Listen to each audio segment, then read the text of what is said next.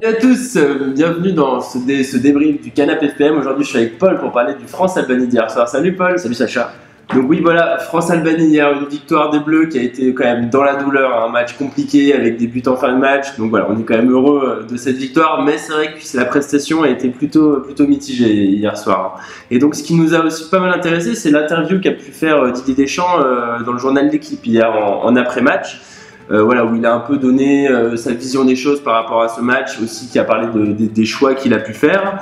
Et voilà, la première chose qu'il a pu souligner, c'est qu'on a quand même vu une équipe d'Albanie qui en voulait, qui s'est battue, et voilà, qui était quand même assez intéressante. Hein. Je sais pas ce que t'en penses, Paul, mais c'est vrai qu'elle a fait peu de figure. Exactement, elle a montré beaucoup de combativité, elle a rien lâché jusqu'à la fin, avant de prendre les 2 buts de l'équipe de France. Mais vraiment, les Bleus ont dû vraiment les user, les pousser jusqu'au bout pour les pousser dans leur dernier retranchement. Et on peut les féliciter pour ça parce que ils se sont bien battus. Ouais, c'est une belle performance. Et puis ce qu'on retrouve un peu dans le discours d'Didier Deschamps, c'est qu'on voit dans cet Euro que ce qu'on peut appeler des petites équipes arrivent vraiment à proposer du jeu, à être combatives et voilà, vraiment pas lâcher. Et c'est pour ça qu'il y a beaucoup de matchs où les grosses équipes n'arrivent pas forcément à marquer, n'arrivent pas forcément à avoir l'avantage. Et voilà, c'est encore quelque chose qu'on a pu observer hier soir. Donc après, la suite de l'article porte surtout sur les choix qu'a pu faire Didier Deschamps, notamment par rapport à la composition et aussi par rapport à l'évolution pendant le match de son dispositif. Donc on a pu voir qu'en deuxième mi-temps, le changement a quand même été très très bénéfique au jeu de la France. Le fait de repasser dans un 4-3-3 avec l'entrée de Griezmann, de Pogba, aussi de Gignac, qui a un peu moins apporté, mais voilà, ça a quand même créé un mouvement positif pour la France. Oui, exactement. On est content parce que désormais on sait que Didier Deschamps n'utilisera plus son 4-2-3-1 oui, qui a été inefficace en première mi-temps, et comme ça au moins on sait ce qu'on ne doit pas faire.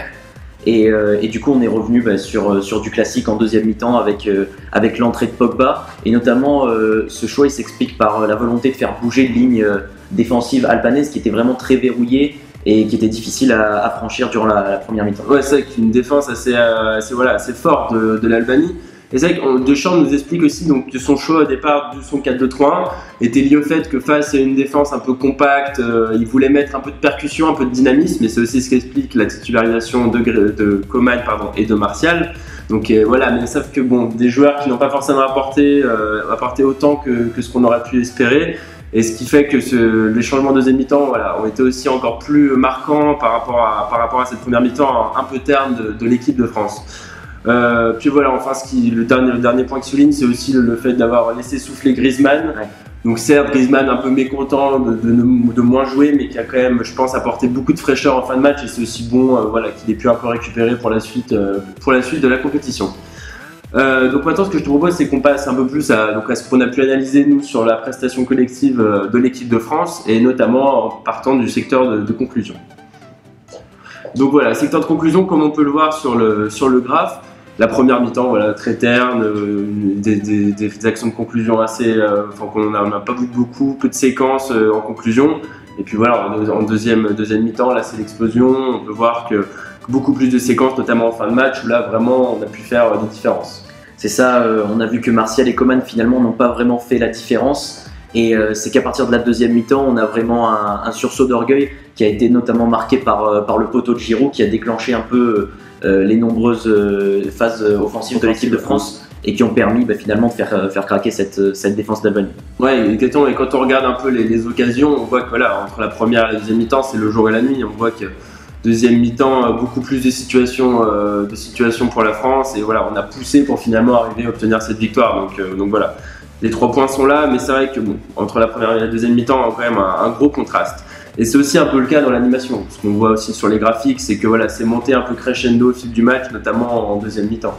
Exactement, l'animation a démarré doucement pour finir en flèche à la fin, mais elle est restée tout de même à chaque fois correcte. Mais évidemment, au début, on s'est beaucoup heurté à cette défense albanaise qui était un véritable mur infranchissable. Ouais, et finalement, en écartant un peu la défense, en allant sur les côtés, on a réussi à les faire déjouer et à être décisif.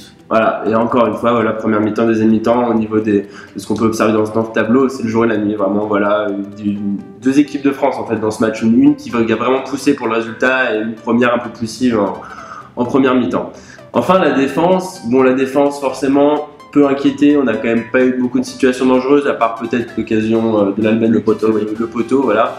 Mais bon, sinon, c'est quand même une performance assez stable. On voit sur le graphique à part donc, pour l'occasion en début de seconde mi-temps. Sinon, rien à signaler vraiment d'alarmant.